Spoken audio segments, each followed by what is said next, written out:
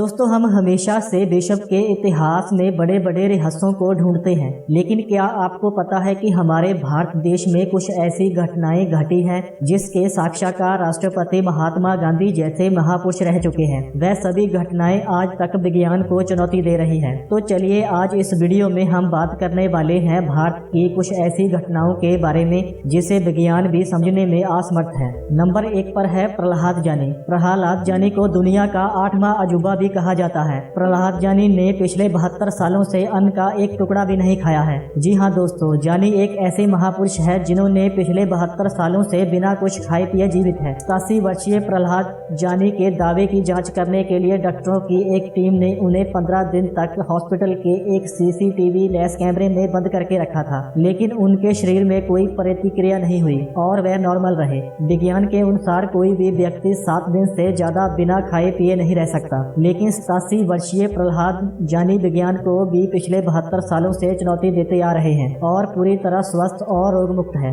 अगर हम इनके भूखे रहने का रहस्य जान लेते हैं तो हम भूखमरी से पूरी तरह से निजात पा सकते हैं और पृथ्वी के कठिन से कठिन परिस्थितियों में भी पृथ्वी पर सर्वाइव कर पाएंगे। नंबर 2, बुलेट बाबा। इस रहस्य को ओम बाना के नाम से भी जाना जाता है। सन 1988 में राजस्थान के ओम बाना नाम के बुलेट सवार व्यक्ति अपने ससुराल के घर जा रहे थे, लेकिन दुर्भाग्यवश रास्ते में ही एक पेड़ से टकरा गए और घटना स्थल पर ही उनकी मृत्यु हो गई। स्थानीय पुलिस घटना स्थल पर पहुंचकर बुलेट को जब्त कर लिया, लेकिन अगले ही दिन पुलिसकर्मियों को बुलेट थाने में नहीं मिली। वह बुलेट बिना सवारी अपने आप चलकर उसी स्थान पर चली गई। यहाँ ओम बाना की मृत्यु हुई थी। पुलिस फिर से उस बुलेट को थाने में लेकर आई और फिर से बुलेट वापस दुर्घटना स्थल पर आ गई। कई बार ऐसा होने के बाद पुलिस ने गाड़ी को चैन से बांध दिया, लेकिन उसके बाद भी वह बुलेट सबके सामने अपने आप चालू होकर अपने मालिक के मृत्यु स्थल पर जा पहुंची। कई बार ऐसा होने पर ग्रामीणों और पुलिसकर्मियों को यह एक चमत्कार लगा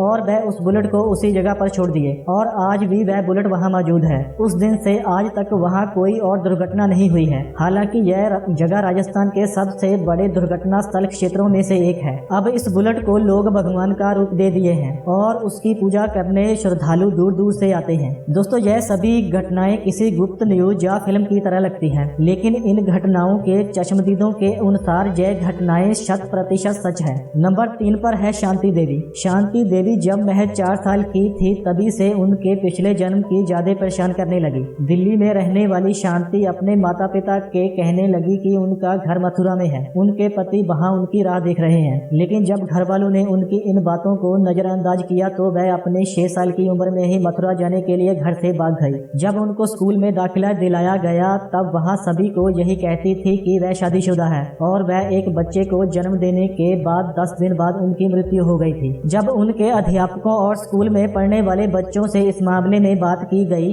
तो सभी का यही कहना था कि वह मथुरा की क्षेत्रीय भाषा में बात करती है और बार बार अपने पिछले जन्म के पति केदारनाथ का नाम लेती है। स्कूल के हेडमास्टर ने इस घटना में रुचि दिखाई और उन्होंने मथुरा में रहने वाले केदारनाथ को भी ढूंढ निकाला, जिनकी पत्नी लुप्ती देवी की मौत बच्चे के 10 दिन के बाद हुई थी। उसके बाद उस केदारनाथ और उसके बेटे को दिल्ली बुलाया गया और शांति देवी के सामने उन्हें अलग अलग नाम से पेश किया गया, लेकिन शांति देवी ने उन्हें देखते ही पहचान लिया कि जय लुप्ती देवी का परिवार है। उसके बाद शांति देवी ने केदारनाथ को अपनी बहुत सी घटनाओं के बारे में बताया, जिससे केदारनाथ को यह विश्वास हो गया कि शांति देवी ही उनकी पत्नी है। इस घटना ने विज्ञान जगत में बहुत से प्रश्न खड़े कर दिए थे। महात्मा गांधी ने इनकी जांच करने के लिए एक जांच टीम गठन की थी और उन्हें इस मामले में पूरी तरह से जांच करने के आदेश दिए थे। उसके बाद जांच टीम के साथ शांति देवी को मथुरा ले जाया गया। यहाँ शांति देवी सभी को पहचानती थी और वह केदारनाथ और लुप्ती देवी के सभी परिवार घर आ सब कुछ शांति देवी को पता था और अंत में जांच कर्मचारियों ने यह निष्कर्ष निकाला कि शांति देवी के रूप में ही